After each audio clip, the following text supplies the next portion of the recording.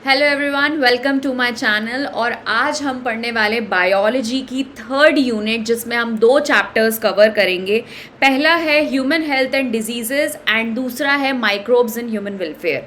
ठीक है, तो वैसे तो ये चैप्टर बहुत ही जनरल अवेयरनेस वाला है ना। डिजीज से रिलेटेड है कि किससे, कौन से पैथोजन से कौन सी डिजीज कॉज हो सकती है, ठीक है, या फिर किन किन कारणों से हो सकती है। Different different types of diseases के बारे में हम पढ़ेंगे। ऐसी कौन सी डिजीज़ है जो नॉन कम्युनिकेबल है बट वो हो जाती है, उसके सिम्टम्स क्या होते हैं, ये सारी चीज़ें उस पर बेस्ड हम आज क्वेश्चंस करने वाले बच्चों। ठीक है, तो स्टार्ट करते हैं हम अपना ह्यूमन हेल्थ एंड डिजीज़ वाला। तो पहला क्वेश्चन है define immunity and it's type. ठीक है, तो इम्यूनिटी को डिफाइन करना है और उसके क्या बताने हैं बच्चों, टाइप्स बताने हैं। ठीक है, तो यहाँ पे सबसे पहले देखो इम्यूनिटी क्या होता है ना। बॉडी को रेडी करना फॉरेन ऑर्गेनिजम्स के लिए लड़ने, फॉरेन ऑर्गेनिज्म से लड़ने के लिए। ठीक है, तो immunity is defined as the ability of an organism to recognise the foreign material. ठीक है, कि बाहर से अगर कोई भी मटेरियल आ रहा है, material as in pathogen, disease causing microorganism जो भी बाहर से आ रहा है, तो हमारी बॉडी उसके लिए क्या रहती है, रेडी रहती है उससे लड़ने के लिए। ठीक है, और ऑर्गेनिज्म और chemical that enters the body and mobilise the cell and product, है ना, तो जो कि फिर वो उसको क्या कर सके, रिमूव कर सके बॉडी को। तो जो वो रिमूव कर देते हैं अच्छे से, आराम से, बिना कोई दिक्कत दिए, थोड़े बहुत चेंजेस आते हैं बॉडी में। ठीक है, तो उसको अपन क्या बोलते हैं बच्चों, इम्यूनिटी बोलते हैं। तो दो टाइप की इम्यूनिटी होती है, एक होती है इन्नेट और दूसरी होती है अक्वायर्ड।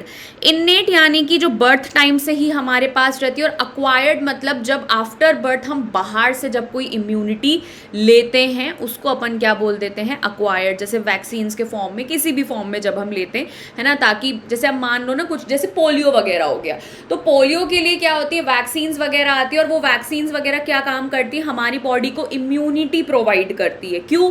क्योंकि मान लो कभी कोई पोलियो का, है ना, ऑर्गेनिज्म आके आप पे अटैक कर रहा होगा, तो बॉडी उसके लिए एकदम रेडी रहती कि नहीं यार, इससे मुझे लड़ना है। ठीक है, और इससे लड़के क्या करना है, बॉडी को प्रोटेक्ट करना है। तो उसको अपन कौन सी इम्यूनिटी बोल देते हैं बच्चों, अक्वायर्ड इम्यूनिटी बोलते हैं। ठीक है, next question, different different types of disease को एक्सप्लेन करना। मैंने क्या किया है ना, मैंने तुम्हें चार्ट फॉर्म में ला के दे दिया है।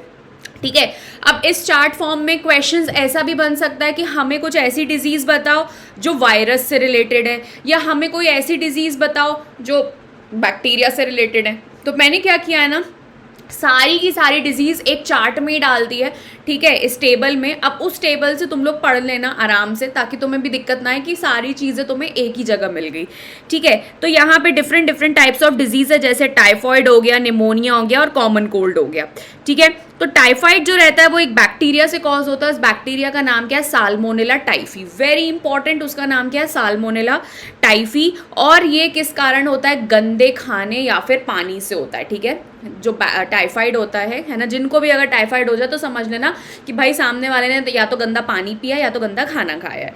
सिम्टम्स क्या हो सकते हैं, हाई फीवर आ सकता है, हेडेक, स्टमक एक, कॉन्स्टिपेशन, ये सारी चीज़ें। भूख नहीं लगती, लॉस ऑफ एपेटाइट का मतलब होता है कि भूख ना लगना। ठीक है, नाउ इफेक्ट्स क्या हो सकते हैं, कैन बी डायग्नोज टेस्ट, है ना। जो टेस्ट रहता है इसके लिए कौन सा रहता है, विडाल टेस्ट रहता है, जो यूज़ मतलब जो डायग्नोसिस के लिए काम आता है कि भाई सामने वाले को टाइफाइड है कि नहीं है।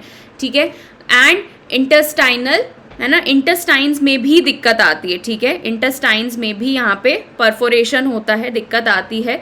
ठीक है, कुछ कुछ केसेस में, सीवियर केसेस में होता है। निमोनिया किसके कारण होता है, स्ट्रेप्टोकोकस निमोने। ठीक है, वेरी इंपॉर्टेंट, ये भी एक बैक्टीरिया के कारण होता है ना। निमोनिया अगर जहाँ हो जाए, दैट मीन्स आप ये समझते हो कि जहाँ pneumonia, that means related to lungs, है ना। तो लंग्स में अगर इश्यूज आते हैं बहुत ज़्यादा, ठीक है, फ्लूइड भर जाता है लंग्स में, तो उसको अपन क्या बोल देते हैं, निमोनिया। और ये कौन से बैक्टीरिया के कारण होता है बच्चों, स्ट्रेप्टोकोकस निमोने के कारण होता है। ठीक है, या फिर हीमोफिलस इन्फ्लुएंजा भी बोलते हैं इसको। सो बाय इनहेलिंग ड्रॉपलेट्स और एरोजोल्स वगैरह की हम बात करते हैं, मतलब किसी भी चीज़ से ये चीज़ हो सकती है। ठीक है, इन्फेक्टेड पर्सन और यूजिंग द इन्फेक्टेड यूटेंसिल्स। मान लो किसी इंसान को है ऑलरेडी, है ना, यूटेंसिल्स, अगर सेम बर्तन यूज़ कर रहे हो, है ना, यूटेंसिल्स का मतलब वही होता है, तो उसके कारण भी वो चीज़ हो सकती है। सिम्टम्स क्या क्या रहेंगे, फीवर आ रहा है, चिल ठंड लगती है, कफ हो रहा है, हेडेक हो रहा है, so these are the symptoms for the pneumonia. And जैसा कि मैंने बताया यहाँ पे रेस्पिरेशन आएगा, ठीक है, एन लगा लेना, ठीक है। जैसा कि मैंने बताया कि यार लंग्स में जो आपके लंग्स रहते हैं वहाँ पे क्या फ्लूइड भरने लगता है, ठीक है। तो वही चीज़ बोली कि रेस्पिरेटरी प्रॉब्लम्स आने लगती है, क्यों? क्योंकि एल्व्यूलाई में फ्लूइड भरने लगता है। और एल्व्यूलाई हम यार 11th स्टैंडर्ड में भी पढ़ते हुए आ रहे हैं कि एल्व्यूलाई में क्या होता है, alveoli is present in the lungs, है ना, और वो क्या करता है, एक्सचेंज ऑफ गैसेस के लिए रिस्पॉन्सिबल होता है। तो वहाँ पे अगर फ्लूइड भर जाए तो समझ जाओ कि निमोनिया हो चुका है। कॉमन कोल्ड एक वायरस के कारण होता है जिसको हम बोलते हैं राइनो वायरस, ठीक है। कफ, स्नीज मतलब छींक आना, कफिंग होना, कंटामिनेटेड ऑब्जेक्ट के कारण भी ये सब हो सकता है, ठीक है। Nasal congestion and discharge, sore throat, cough, headache, ये सारे सिम्टम्स है, ठीक है, कि भाई नाक में दिक्कत आ रही है, कभी एक नाक बंद हो रही है, सांस लेते नहीं बन रहा है, ठीक है, नाक में से वो डिस्चार्ज निकल रहा है, गला खराब हो रहा है, खराश हो रही है, तो ये दीज आर द सिम्टम्स, ठीक है। नोज एंड रेस्पिरेटरी पैसेज, ठीक है, तो इफेक्ट कहाँ देखने को मिलेगा, या तो नोज में या तो फिर छाती या फिर रेस्पिरेटरी पैसेज जिसको अपन बोलते हैं। इसके अलावा मलेरिया बच्चों प्लाज्मोडियम से होता है, ठीक है, plasmodium falciparum, plasmodium vivax, plasmodium malariae, ठीक है। तो यार ये उसके कारण भी हमें देखने को मिलता है, ठीक है। वेरी इंपॉर्टेंट, ये एक प्रोटोजोन डिजीज है और ये किसके कारण होती है बच्चों, फीमेल एनाफिलिस मस्कीटो के कारण होती है। आपसे कभी कोई पूछ सकता है कि यार मलेरिया किस कारण से हो सकता है, इंपॉर्टेंट है, आईएमपी पहले लिख देती हूँ, कभी कभी एमसीक्यू में भी आ जाता है। तो फीमेल एनाफिलिस मस्कीटो से ये चीज़ होती है जो कि एज अ वेक्टर की तरह काम करते हैं, ठीक है। मस्कीटो की बाइट से ये चीज़ हो जाती है, मतलब औरत ही काट खून चूसती है, आदमी जो रहते हैं वो लीव्स के जो जूस रहता है वो चूसता है, मेल मस्कीटो, ठीक है ना। हाई फीवर एंड चिल, ठीक है, चिलिंग ठंडी लगती है, हाई फीवर होता है। एंड इसके इफेक्ट्स हम देखें तो यार ये हमारे लिवर सेल्स पे सबसे ज़्यादा अफेक्ट करते हैं और जिसके कारण ये करते हैं हमारी आरबीसी को रप्चर कर देते हैं, ठीक है, जिसके कारण ये काफ़ी ज़्यादा सीरियस भी हो जाता है, because ultimately red blood cells are very important, ठीक है, हमारे लिए रेड ब्लड सेल्स जो है वो बहुत इंपॉर्टेंट है, लेकिन ये क्या करते हैं ना, ये उसको रप्चर कर देते हैं, ठीक है। एमीबिक डाइसेंट्री, समझ जाना जिसने गंदा पानी पिया उसको ये amoebic dysentery is one of the very common disease जो हो जाती है, ठीक है। और ये किससे होती है, एंट अमीबा हिस्टोलिटिका, है ना। वैसे हम हर जगह बच्चों अमीबा तो पढ़ते फ्रेश वाटर में रहते हैं, बस अलग अलग टाइप के अमीबा होते हैं, ठीक है। तो ये एक अमीबा ऐसा है जो अपन को गंदे पानी में पाया जाता है, ठीक है, और ये जो रहता है इसका नाम क्या है, एंट अमीबा हिस्टोलिटिका, ठीक है। हाउस फ्लाइज के कारण हो सकता है, हाउस फ्लाइज एक कैरियर होती है, मान लो हाउस फ्लाइज कहाँ से आ रही, गंदे पानी से आ रही, गंदे खाने से आ रही है और तुमने वहाँ खाने पे या फीकल मैटर से होके आ रही हो, तुमने वही खा लिया, ठीक है, तो उसके कारण भी हो जाती है। इसलिए बोलते हैं कि यार हाइजीनिक फूड खाना चाहिए, है ना, ऐसी जगह का खाना चाहिए जहाँ पे साफ सुथरा हो, है ना, जहाँ मक्खियाँ दिख रही हैं, जहाँ पे ये सब गंदगी दिख रही है, डोंट ईट दैट फूड, है ना। अपन को इतनी भी प्रॉब्लम नहीं है, थोड़ा सा एडजस्ट करके कहीं और खा लो, लेकिन गंदी जगह पे मत खाओ, क्योंकि यार थोड़े बहुत पैसों के चक्कर में और ज़्यादा भूख के चक्कर में मान लो तुमने खा लिया तो फिर वो अच्छे खासे एक साथ ही पैसे लगते, ठीक है। कॉन्स्टिपेशन हो सकता है, एब्डोमिनल पेन हो सकता है, पेट में दर्द, mucus and blood in stool, जब हम जो ह्यूमन हमारा जो वेस्ट रहता है उसमें ब्लड भी निकलता है, ठीक है। Infection in the large intestine, तो यहाँ पे इन्फेक्शन कहाँ देखने को मिलता है बच्चों, लार्ज इंटेस्टाइन में। फिर एस्कैरियासिस जो रहता है एस्कैरिस के कारण होता है, ठीक है, ये भी कंटामिनेटेड वाटर, फ्रूट, ये सब के कारण होता है। अगेन पैरासाइट मतलब वही गंदा खाना, इन्फेक्टेड सब्सटेंसेस के कारण ही ये चीज़ होती है। मस्कुलर पेन, है ना, इंटरनल ब्लीडिंग, एनीमिया, एनीमिया मतलब खून की कमी, ठीक है, blockage of the intestinal passage.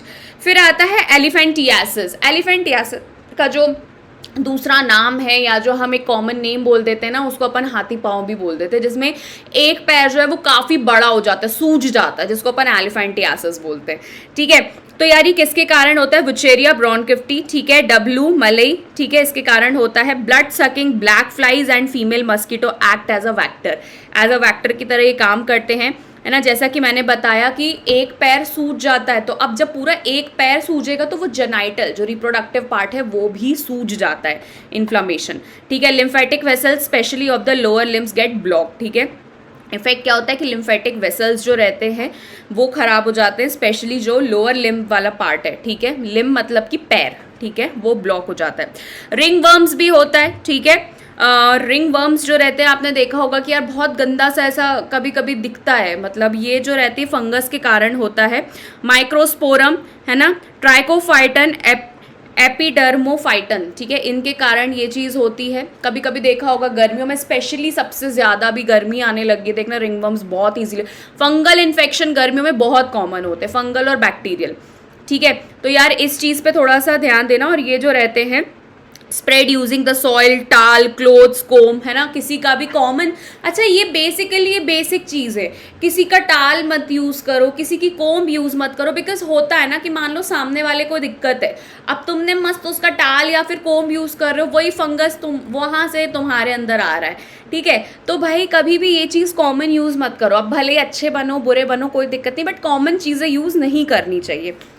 Dry scaly lesson, नीची स्किन, है ना, खुजली होने लगती है, ड्राई होने लगती है, इफेक्ट स्किन एंड, है ना, नेल्स, स्कैल्प, सर में भी होता है, नेल्स में भी होता है, ये हर जगह अफेक्ट करती है, ठीक है।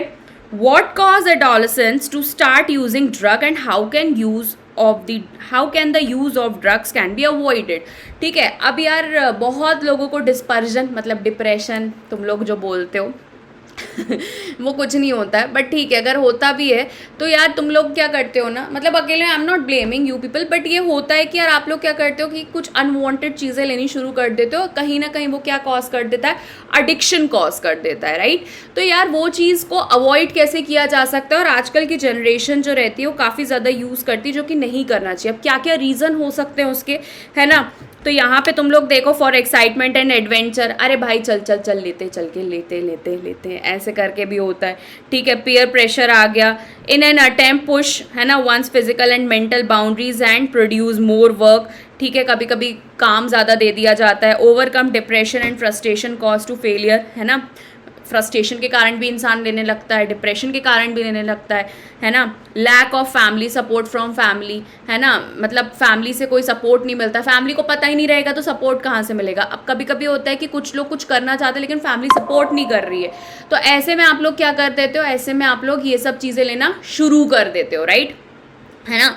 नाउ रेमेडीज़ क्या कर सकते हैं जो उसके लिए अवॉइड करने के लिए, कि avoid pressure children to perform beyond and his academic capability, है ना। अब ये बोला गया है कि जैसे मान लो तुम लोगों को कोई पढ़ाई का प्रेशर दे रहा है, ठीक है, तो पेरेंट्स के लिए ये बोला गया है कि अब पेरेंट्स उतना उनको प्रेशराइज ना करें, ठीक है, कि जो कर रहे हैं बच्चा करने दे, बट ऐसा नहीं होता है, बहुत सारी चीज़ें होती हैं जो देखी जाती है, बट ठीक है आप अपनी कैपेबिलिटी के हिसाब से काम करो, ठीक है।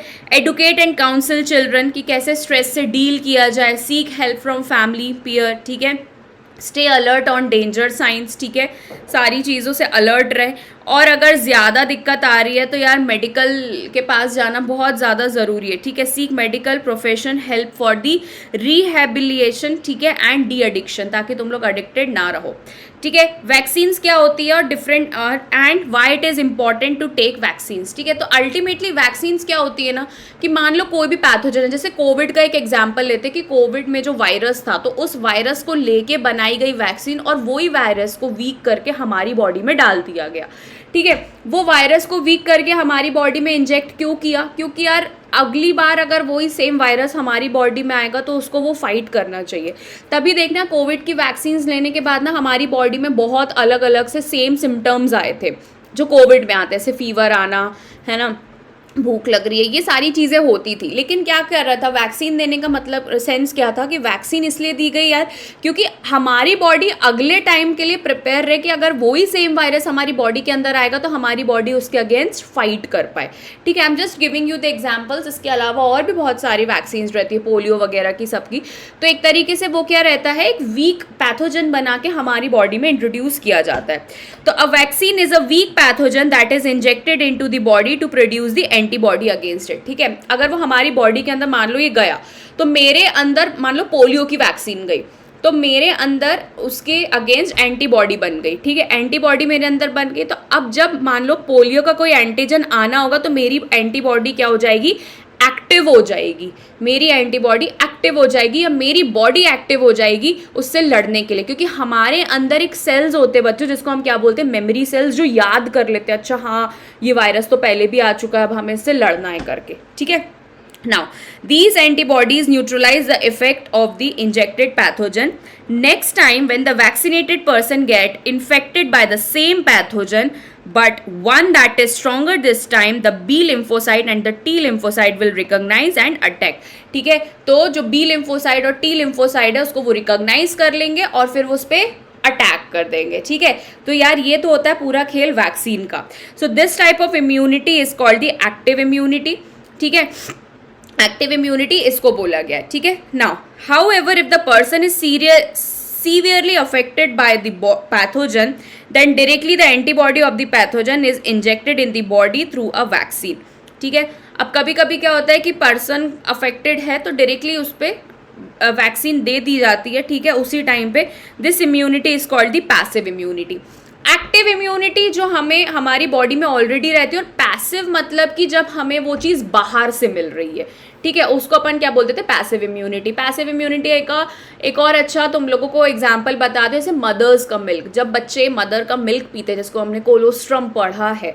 ठीक है, तो यार उसमें भी इतनी सारी एंटीबॉडीज़ रहती है जिसके कारण बच्चे में इतनी इम्यूनिटी आ जाती है कि वो बहुत सारे इन्फेक्शन से या फिर डिजीज़ से फाइट कर पाए.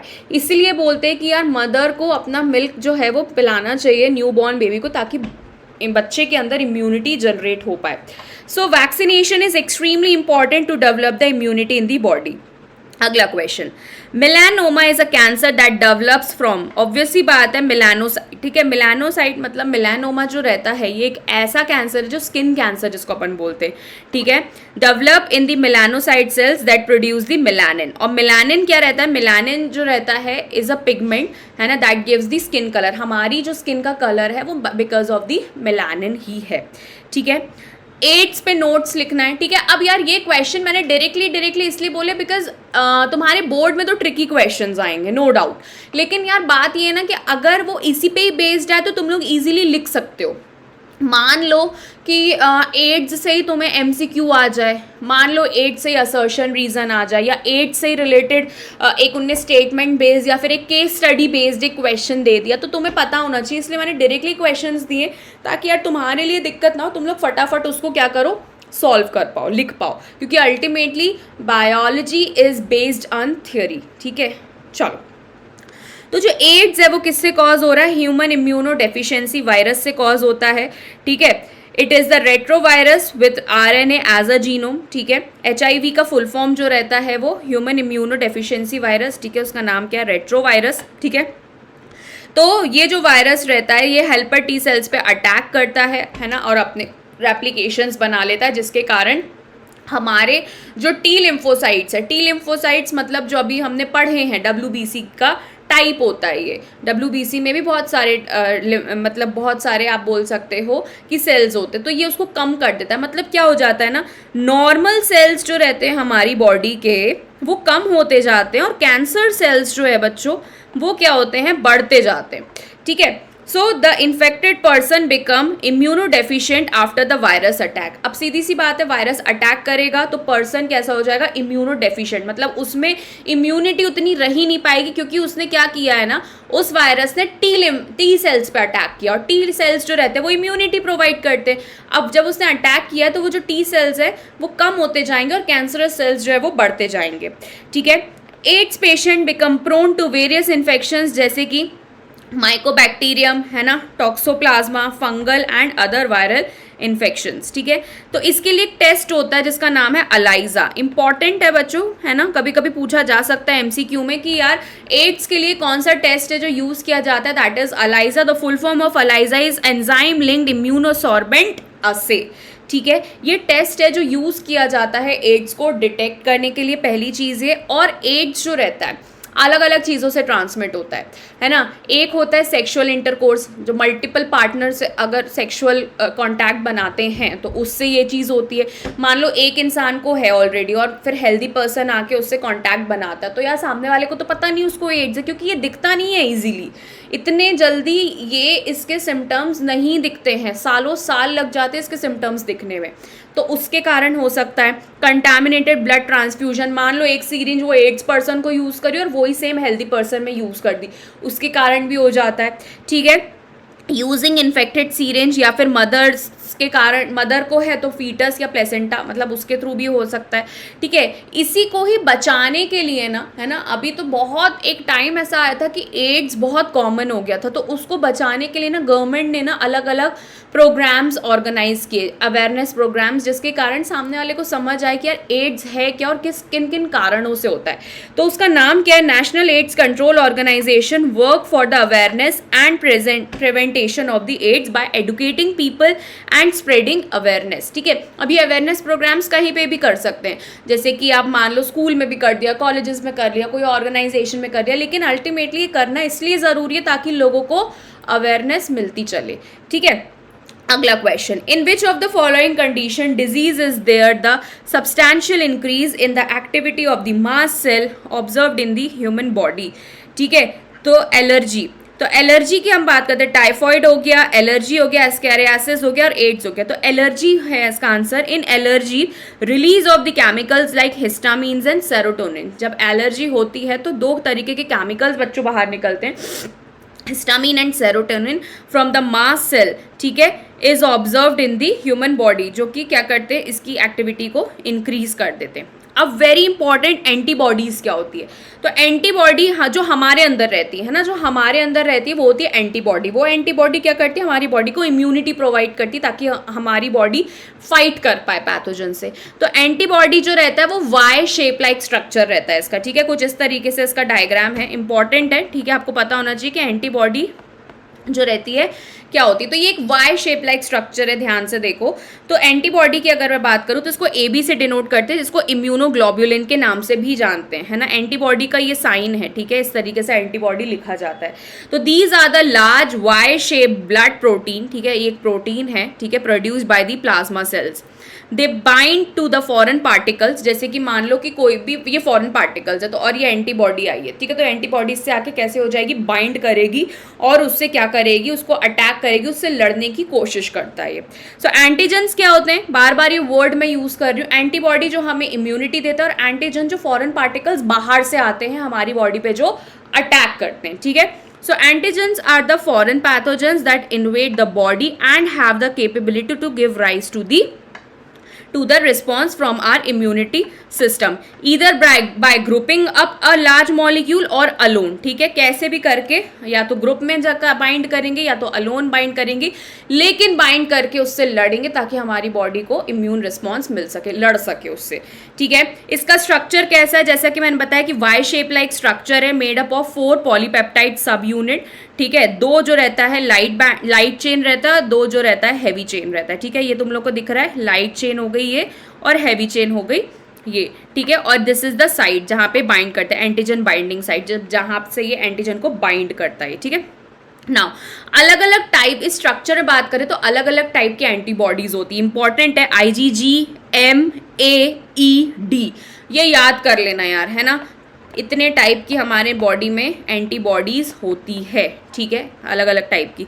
IgG का काम क्या रहता है कि यार ये इम्यूनिटी प्रोवाइड करता है, पैसिव इम्यूनिटी।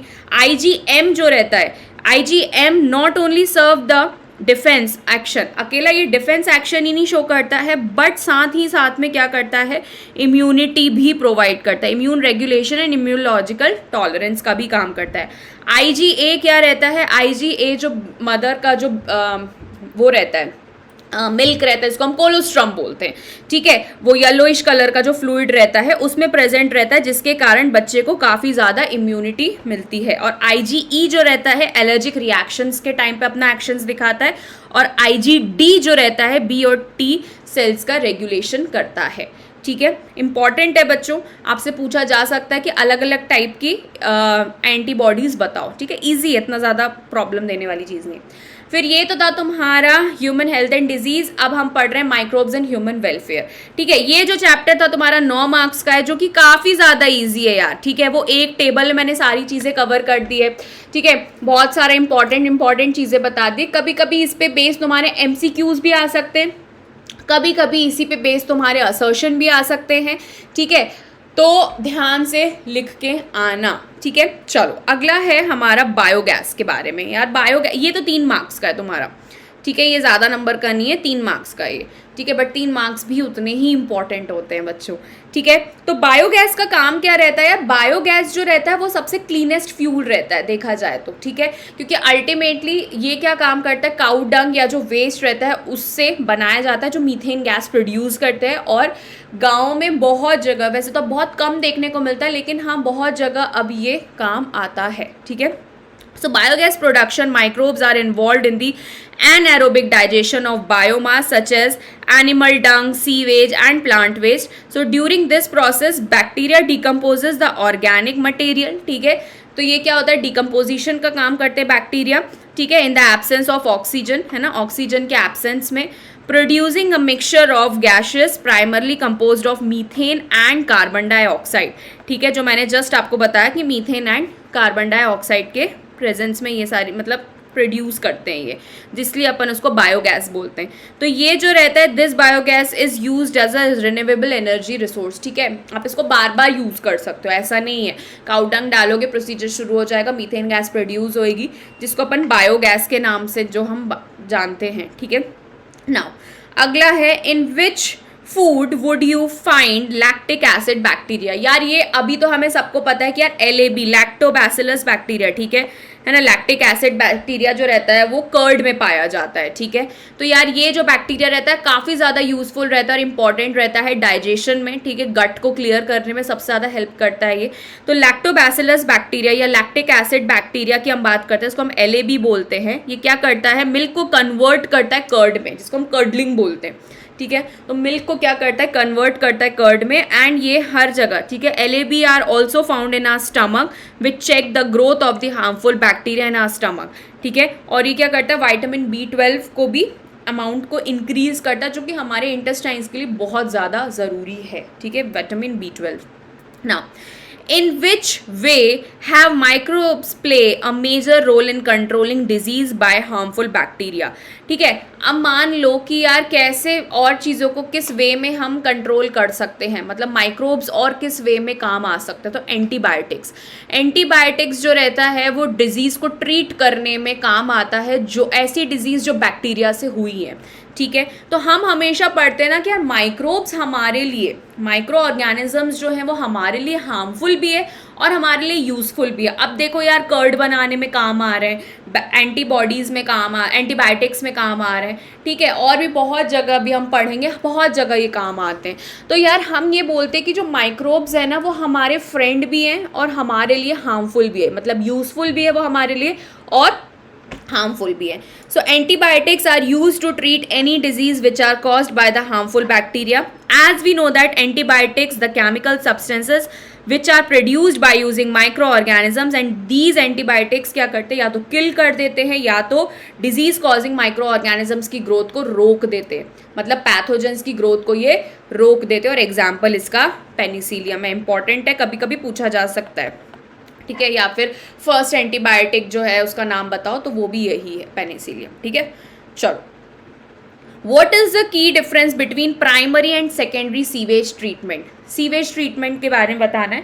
तो प्राइमरी और सेकेंडरी तुम लोग देख रहे होगे। तो प्राइमरी ट्रीटमेंट वो ट्रीटमेंट होता है जहाँ पे आप क्या करते हो, सॉलिड मट, मान लो तुम्हारे पास सीवेज वाटर है, ठीक है, तो उसको 2-3 तरीके से हटाया जा सकता है, प्राइमरी, सेकेंडरी एंड टर्शरी। तो प्राइमरी में क्या किया जाता है ना, जितना भी सॉलिड वाला मटेरियल रहता है उसको हटाया जाता है, और सेकेंडरी में क्या किया जाता है, माइक्रोब्स का एक्शन होता है उसमें, ठीक है, मतलब माइक्रोब्स जो रहते हैं उसको डाइजेस्ट कर जाते हैं, जो भी उसमें प्रेजेंट रहते हैं गंदगी वगैरह, उसको वो क्या कर जाते हैं, बायोलॉजिकल प्रोसेस के थ्रू माइक्रोब्स अपना एक्शन दिखाते हैं और उसको क्लीन करते हैं पानी को, ठीक है। तो वही चीज़ पूछी गई कि प्राइमरी में क्या होता है, ठीक है, प्राइमरी में जो सॉलिड मटेरियल रहता है उसको रिमूव किया जाता है, और सेकेंडरी में क्या होता है, माइक्रोब्स अपना एक्शन दिखाते हैं। तो ये एक तरीके का मैकेनिकल प्रोसेस है और ये एक तरीके का बायोलॉजिकल प्रोसेस है, ठीक है बच्चों। ये इतना ज़्यादा एक्सपेंसिव नहीं है और ना ज़्यादा कॉम्प्लिकेटेड है, लेकिन अगर मैं सेकेंडरी में बात करूँ तो इसमें काफ़ी ये एक्सपेंसिव भी है और कॉम्प्लिकेटेड भी, और थोड़ा टाइम भी लगता है बच्चों, ठीक है। तो ये 2 टाइप का सीवेज ट्रीटमेंट, मतलब 2 टाइप है, प्राइमरी और सेकेंडरी सीवेज ट्रीटमेंट, ठीक है। Now during which state of the purification of the sewage water are microbes used, ठीक है, माइक्रोब्स यूज्ड अब भी जस्ट हमने पढ़ा है कि सेकेंडरी ट्रीटमेंट में यूज़ किया जाता है, ठीक है। Now What does a high value of BOD indicate? Biochemical oxygen demand, है ना, इंपॉर्टेंट लिखो। तो जहाँ बायो ऑक्सीजन केमिकल डिमांड रहती है ना, मतलब कि ये अगर BOD ज़्यादा है, दैट मीन्स आप ये समझो कि पानी काफ़ी ज़्यादा पल्यूटेड है, ठीक है। तो BOD का मेन मतलब पूछा जा सकता है क्या कंसेप्ट है, तो आप बोल सकते हो कि BOD का मेन कंसेप्ट ही यही है कि अगर मान लो पानी काफ़ी ज़्यादा पोल्यूटेड है, दैट मीन्स उसका BOD जो है वो इंडिकेट करता है कि वो काफ़ी ज़्यादा है। Now very important, yeast such as saccharomyces cerevisiae, ठीक है। पूछा जा सकता है कि यार इसका साइंटिफिक नेम बताओ यीस्ट का, तो सैक्रोमाइसिस सर्वेसी बता देना, बिल्कुल भी वो मत करना यार कि मैडम ने बताया नहीं है, हमें पता नहीं, पता होना चाहिए, ठीक है। तो सैक्रोमाइसिस सर्वेसी की अगर मैं बात कर रही हूँ, यीस्ट की बात कर रही हूँ, वो बेकिंग इंडस्ट्रीज़ में यूज़ किया जाता है, जैसे कि केक बन रहा है या कोई भी डो वगैरह बन रहा है, उसमें यूज़ किया जाता है। तो असर्शन ठीक है। रीज़न क्या बोला गया कि carbon dioxide produce during the fermentation cause the bread dough to rise by the thermal expansion. तो फर्मेंटेशन के टाइम पे क्या प्रोड्यूस होता है, CO2 प्रोड्यूस होता है, ठीक है, जिसके कारण जो है ब्रेड डो जो है वो प्रॉपर तरीके से बनता है, विच इज़ ऑल्सो ट्रू। दोनों ही चीज़ एकदम सही है कि यार यीस्ट जो रहता है, जो सैक्रोमाइसिस सर्वेसी है, वो बेकिंग इंडस्ट्रीज में भी यूज़ की जाती है by the process of fermentation. ये किसके कारण सारी चीज़ें बन रही है, by the process of fermentation. अगर फर्मेंटेशन हो रहा है, दैट मीन्स ऑब्वियस सी बात है यार कि वो कार्बन डाइऑक्साइड भी प्रोड्यूस करता है। तो दोनों ही चीज़ सही है, दोनों, इसीलिए अपन इसको क्या बोल रहे हैं, असर्शन, सॉरी ए। तो yeast is the fermentation agent and it is known as the fact, है ना, fact that the yeast rise bread dough to, है ना, raises bread dough to rise and hence yeast is also increase the volume, है ना, बढ़ा देता है। मतलब तुम्हें ऐसा लग रहा है, तुमने मान लो कोई डो तैयार किया तो वो एकदम फूल के एकदम बड़ा हो जाएगा, है ना, making the dough porous and the product soft, और ये काफ़ी ज़्यादा जो है इसको सॉफ्ट भी बना देता है। So it is the yeast that helps in dough to rise, है ना, जो बढ़ जाता है ना। जैसे तुमने वॉल्यूम वाइज अगर देखो, तुमने ईस्ट डाला है किसी चीज़ में, तुम देखोगे कुछ टाइम बाद तो एकदम फूला हुआ नजर आएगा अगर उसे फर्मेंटेशन हो जाएगा तो इसलिए बोला गया कि ये ईस्ट के कारण ही जो डो है ना वो बढ़ता हुआ दिख रहा है, उसका वॉल्यूम जो है वो ज़्यादा दिख रहा है। तो दोनों ही चीज़ सही है और रीज़न जो है वो एकदम प्रॉपर एक्सप्लेनेशन है असर्शन का। तो बच्चों ये तो था तुम्हारा थर्ड यूनिट का पूरा क्वेश्चन, जो काफ़ी ज़्यादा इंपॉर्टेंट थे बच्चों। इसमें एक और चीज़ मैं ऐड करूँगी, आप लोग इसमें सीवेज ट्रीटमेंट को ज़रूर पढ़ लेना, ठीक है। सीवेज ट्रीटमेंट में मैंने जैसे कि बताया है आपको क्या, प्राइमरी एंड सेकेंडरी, तो एक बार उसका आप डायग्राम ज़रूर देख लेना, इंपॉर्टेंट है। बाकी सारी चीज़ें जो है मैंने बता चुकी है, और एक बार, है ना, नहीं बस इतना ही, ठीक है। तो यार ये तो था तुम्हारा थर्ड यूनिट, जो काफ़ी ज़्यादा जनरल अवेयरनेस वाली चीज़ है और काफ़ी ज़्यादा इजी भी है। मतलब कुछ चीज़ें ऐसी जो तुम लोग अपने आप से कर लोगे, बट मेक श्योर अगर MCQ या असर्शन आते हैं तो आप उसको थोड़ा सा ध्यान से करो, ठीक है। तो मिलते हैं अगले वीडियो के साथ, ऐसे ही पढ़ते चलो। Bye bye, all the best for your exams.